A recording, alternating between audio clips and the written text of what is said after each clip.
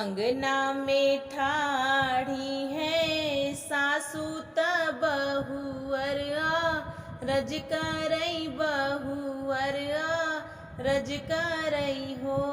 सासू हमहु जे भूखब छठिया त कुस गाँठ देबई त कुस गाँठ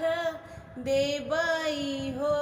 सासू हमहु जे भूखब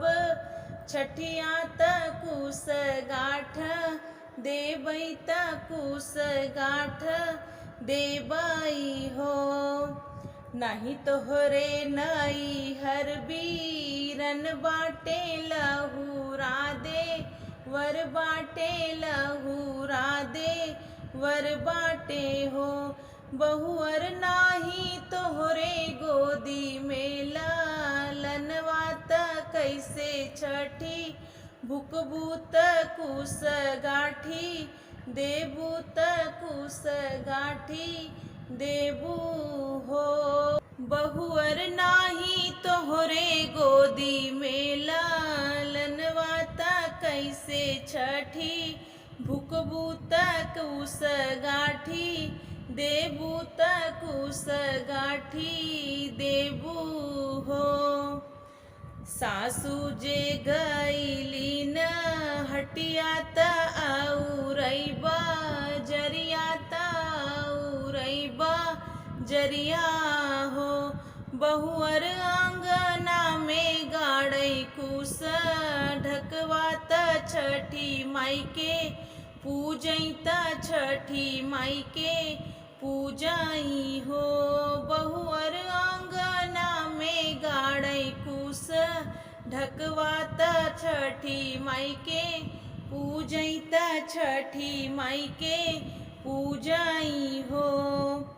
हटिया से आवई सासू त उरैन नदिया त उरैन नदिया हो बहुअर खोली दे तू बाजर के वड़िया पियासन जियरा व्याकुल पियासन जियरा व्याकुल हो बहुअर खोली दे तू बाजर के वड़िया पियासन जियरा व्याकुल पियासन जियरा व्याकुल हो। कुसवा समाइले जे अंगना त ढाक भैले पलना त ढाक भैले पलना हो बहिनी कल साजे भैले लालनवा लालन भुइया रोई लालन भुइया रोई हो। इतना जे देखली न सासू त बहुअर से पूछई त बहुअर से आरज करई हो बहुअर कहवा से आई ले लालनवा लालन भुइया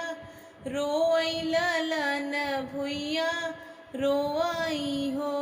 बहुअर कहवा से आई ले लालनवा लालन भुइया रोई लालन भुइया रोई हो। हाथ जोड़ी बोली बहुरिया त सासू के तावई त सासू के तावई हो सासू छठी मैया दिहली लालनवा त छठी माई के पूजबई त कुस गाठी देबई त कुस गाठी देबई हो सासू छठी मैया दिहली लालनवा ललही छठी पूजबई त कुस गाठी देबई त कुस गाठी देबई हो।